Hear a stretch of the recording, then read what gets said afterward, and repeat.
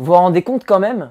On vit dans une époque où Football Manager est plus réaliste que la vraie vie. Salut tout le monde, c'est Rémi, j'espère que vous allez bien et bienvenue dans une nouvelle vidéo dans laquelle nous allons parler de Lionel Messi qui ne re-signera pas au FC Barcelone. C'est maintenant officiel, ça a été annoncé sur le compte Twitter du FC Barcelone. Franchement, même le lendemain, encore aujourd'hui, là, j'arrive toujours pas à m'en rendre compte, à savoir si c'est vraiment la vérité ou si je suis encore en train de rêver. Mais voilà, apparemment, même le lendemain, on en est toujours là à se dire que voilà, Messi ne re-signera pas. Ce matin même, on avait la conférence de Laporta, le président du FC Barcelone, qui a encore annoncé et redit que Messi ne re-signera pas. Donc, ce que l'on va faire dans cette vidéo, c'est qu'on va partir des faits pour pas que ça parte dans une vidéo qui ne mène à rien ou je serais totalement euphorique. On va partir des faits et ensuite, juste après, on pourra peut-être essayer d'en tirer des conclusions et peut-être imaginer que Messi se dirigerait peut-être là, déjà actuellement, vers le Paris Saint-Germain. Donc j'ai confectionné une petite liste des événements en commençant d'abord par un post d'Angel Di Maria. Sur son compte Instagram, il a publié une photo avec des joueurs du Paris Saint-Germain et Lionel Messi. On était tous là à se dire, bon, ils ont été ils ont été missionnés pour faire venir Messi au Paris Saint-Germain. Bon, c'était dans la petite blague, bien sûr. Et le lendemain, l'annonce officielle du FC Barcelone sur son compte Twitter. Le FC Barcelone qui annonce que Messi ne re-signera pas au FC Barcelone. Alors, bien sûr, j'ai été totalement euphorique. Je me suis dit, s'il ne re-signe pas au FC Barcelone, il va venir au Paris Saint-Germain, c'est sûr et certain. Mais après, j'ai essayé, bien sûr, de me raisonner un petit peu. Et je me suis dit que, comme avant les vacances, ça peut être un coup de com' pour pousser la Liga à un peu assouplir le fair play financier. Parce que, donc, il y a eu un accord entre le FC Barcelone et Lionel Messi. Donc l'accord, concrètement, c'était de signer 2 ans de contrat avec Lionel Messi, mais lui toucherait 50 salaires sur ces 2 ans de contrat. Donc la Liga a complètement refusé, puisqu'il y a un fair play financier, la Liga a refusé et a proposé un deal avec le FC Barcelone, ça serait d'hypothéquer leurs droits TV sur 50 ans en échange d'avoir un plus haut plafond, je crois que c'est 15% de plafond en plus de l'argent. Et bah du coup le FC Barcelone a refusé. Donc juste après, on annonce que le lendemain, du coup, aujourd'hui, au moment où je fais la vidéo, Laporta sera en conférence de presse à 11h. Et du coup, j'ai récupéré les petites notes d'un compte Twitter Actualité Barça qui a traduit la conférence de presse en la résumant. Et je vais vous lire les points importants.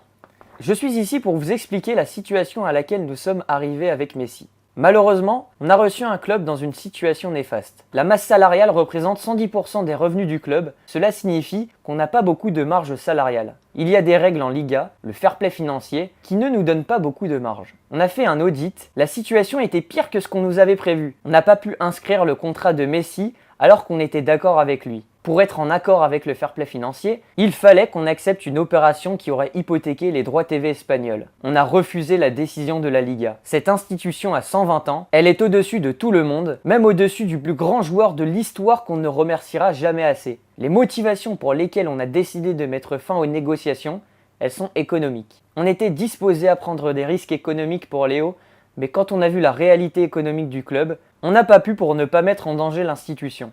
On n'a pas eu le temps de réorganiser l'état du club, on nous a donné un club dans un état catastrophique, il fallait donc accepter une opération économique catastrophique pour que Messi reste. Messi voulait absolument rester, on voulait aussi le garder. Je veux remercier toutes les personnes qui ont négocié autour du contrat de Léo. Durant des mois, on a négocié. On savait qu'il fallait rendre tout cela compatible au fair play financier jusqu'à une certaine date. Il a démontré tout son amour pour le club. Il a démontré qu'il voulait rester au Barça. Je suis triste mais convaincu qu'on a fait le mieux pour les intérêts du FC Barcelone. Il y a un avant et un après Messi. Je ne veux pas générer de fausses croyances, le joueur a d'autres offres et on ne voulait pas attendre la fin du mois sachant qu'on n'aurait pas réussi. Le fair play financier ne fera pas l'objet de flexibilité. On est arrivé avec un accord avec Léo, 2 ans de contrat payé en 5 ans, c'était le premier accord il y a 2 mois. Le fair play financier en Espagne ne prend pas en compte le cash alors que d'autres championnats, oui. Après une analyse technique des conditions économiques de la Liga, ils nous ont dit que le contrat de Léo ne pouvait pas être enregistré. Ils nous ont dit que c'était bon si on acceptait le deal de CVC. On aurait bien reçu l'argent du CVC, mais on aurait perdu le triple sur 50 ans. L'institution est le plus important. On a travaillé pour libérer la masse salariale. On a réussi avec certains joueurs à trouver des accords. Avec d'autres, c'est plus difficile. C'est des joueurs qui avaient déjà baissé leur salaire. La masse salariale était trop élevée. C'était insoutenable. On va continuer à travailler pour le baisser. C'est les conséquences de certains investissements excessifs. Les négociations avec Messi sont finies. La Liga n'a pas voulu être flexible en temps de Covid. Ils ont voulu hypothéquer nos droits. Il fallait prendre une décision et je l'ai prise. La Liga nous propose de l'argent et 15% de plafond salarial supplémentaire. Mais même ça n'aurait pas tout solutionné. Il y a des contrats en vigueur qu'on ne peut pas rompre. La Liga allait commencer, fallait prendre une décision. On avait fixé une date avec Léo. Lui aussi a une carrière. Il y avait un timing à respecter. Donc vous l'avez compris, le FC Barcelone et Messi, c'est terminé. Donc il faut maintenant penser à savoir où est-ce que Messi va se diriger. Alors, d'après certaines annonces, bon, il ne faut pas se fier à toutes les annonces parce que apparemment tout le monde a des contacts avec la famille de Lionel Messi. Il faut faire attention, voilà. Donc, mais il se dirait que le PSG est numéro 1 pour recruter, pour faire venir Lionel Messi. En concurrence, le PSG a apparemment, donc aurait Manchester United, Manchester City. Donc ces clubs-là auraient le pouvoir de le recruter. Pour l'instant, le PSG, je pense qu'ils n'ont pas le pouvoir de le faire. Ils doivent libérer certains joueurs. Donc il y a certains joueurs qui vont devoir partir. Mais de toute façon, c'était déjà le cas pour faire venir Pogba. Et là, on se dit quand même, pour ça que je vous avais parlé de vous dire que ça devient complètement irréaliste aujourd'hui le football, c'est que Messi va peut-être venir au Paris Saint-Germain, mais du coup ça voudrait peut-être dire que Mbappé va du coup partir au Real de Madrid. Peut-être que le PSG arrivera à garder Mbappé et faire venir aussi Léo Messi. Je ne sais pas si c'est possible ou pas économiquement, mais si c'est possible, vous vous rendez compte, Messi, Neymar, Mbappé. Alors je pense que Messi, lui, c'est Mbappé, ce serait justement le joueur typique que lui adorerait avoir devant lui pour l'emmener en profondeur. Si Messi vient au PSG, ça voudrait dire que Icardi, il n'a plus sa place au PSG parce que Icardi, c'est pas du tout le joueur, le type de joueur pour jouer avec Lionel Messi.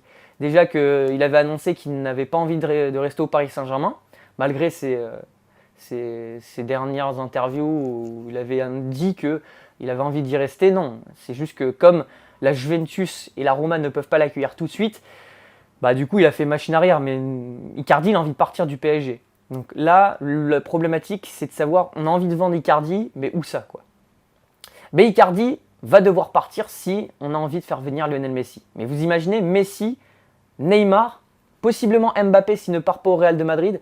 Moi j'imagine que Mbappé, si Messi arrive, moi j'imagine que quand même, là il va y croire au projet du Paris Saint-Germain. Parce que dire dans, je sais pas si c'est lui qui l'a dit directement ou pas, mais laisser entendre qu'il ne croit pas au projet du PSG, même avec Lionel Messi, et ça j'y crois vraiment moyen quoi. Donc, soit il va partir, moi personnellement, j'aurais aimé qu'il parte, parce que j'aime pas l'ambiance qu'il laisse dans le club, à savoir j'ai envie de partir, mais je le dis, j'aime pas du tout. Moi quand un joueur veut partir du PSG, je préfère qu'on le laisse partir, qu'il fasse sa vie ailleurs, je déteste ça. Après bien sûr, Messi, Neymar, Mbappé, ça va faire une attaque de malade. Si Mbappé part du PSG, là où vous dites, oh, on va mettre qui à la place? Alors, il se dirait que Cristiano Ronaldo, justement, lui, il attend de pied ferme le départ de Mbappé pour venir au Paris Saint-Germain. La place de Mbappé au PSG, la place de Ronaldo au PSG dépend d'Mbappé. Si Mbappé part, Ronaldo veut venir prendre sa place. Alors, moi je m'imagine déjà il y a 10 ans en arrière, quand je jouais à FIFA, et que dans mon mode carrière, je faisais venir Messi et Ronaldo, et c'était un peu notre fantasme à tous de se dire putain, ça serait trop bien de faire jouer Messi et Ronaldo dans le même club. Et ce fantasme peut peut-être devenir réalité. Alors je ne sais pas si économiquement c'est possible au niveau de la masse salariale, mais vous imaginez Neymar, Cristiano Ronaldo, Messi en attaque? Non, je vous dis ça, mais en le disant, ça devient complètement irréaliste. Mais je pense vraiment qu'au PSG, soit Messi ou soit Ronaldo va venir. Ou Mbappé va rester de toute façon. C'est soit il y a 3 choix, Messi vient, Mbappé reste, Cristiano Ronaldo vient, ou peut-être qu'on aura un duo Messi-Mbappé ou Messi-Ronaldo. Ou Ronaldo-Mbappé, je sais pas. Bon, je sais pas comment ça peut se passer, mais en tout cas, il y aura encore des gros noms qui vont venir au PSG. Et bon, j'ai oublié encore d'en parler, mais est-ce que avec tout ça, est-ce qu'on peut encore se permettre de prendre Paul Pogba au PSG? En tout cas, cette saison, je pense pas. Je sais pas. En fait, je suis pas dans le banquier du PSG. Est-ce que c'est possible, d'après vous, de faire venir et Messi et Paul Pogba? Je sais pas. En tout cas, Pogba, lui, il sera libéré de son contrat l'année prochaine, donc ça voudrait dire possiblement, dans le meilleur des cas, qu'on puisse encore plus de ça prendre Pogba l'année prochaine. Ça devient même plus drôle, j'ai envie de vous dire. Parce que si on arrive à recruter Lionel Messi au PSG, tout autre résultat que la victoire en Ligue des Champions serait une déception. Donc, et c'est comme... Ce qui est dommage, c'est qu'on n'ait pas encore réussi à gagner la Ligue des Champions avec une équipe qui était propre à nous. Là maintenant, on est amené à prendre les plus grosses stars de tous les gros clubs qui ont gagné la Ligue des Champions. Donc on n'a pas forcément d'identité, mais bon, après, vous allez me dire, bon, nous ce qu'on veut c'est gagner la Ligue des Champions et d'autres clubs l'ont fait avant nous, ce genre de méthode, comme le Real de Madrid ou... je sais pas, il y a plein de clubs, de toute façon on pioche dans ce qu'il y a de meilleur pour gagner la coupe aux grandes oreilles, quoi. Mais là ça devient vraiment excessif. Même moi en tant que fan du PSG, je trouve ça vraiment excessif. Mais bon, on va pas faire les hypocrites, si Messi vient au Paris Saint-Germain, je pense qu'on sera tous heureux. Voilà, en tout cas, n'hésitez pas à me dire ce que vous en pensez dans les commentaires. Moi personnellement, je suis vraiment euphorique. J'ai l'impression d'être encore en train de rêver. Mais en tout cas, on risque dans peut-être quelques jours, quelques mois ou même quelques années d'arriver à un certain paroxysme de ce que peut faire le PSG version Qatar. Voilà, j'espère que cette vidéo vous aura plu, c'était Rémi.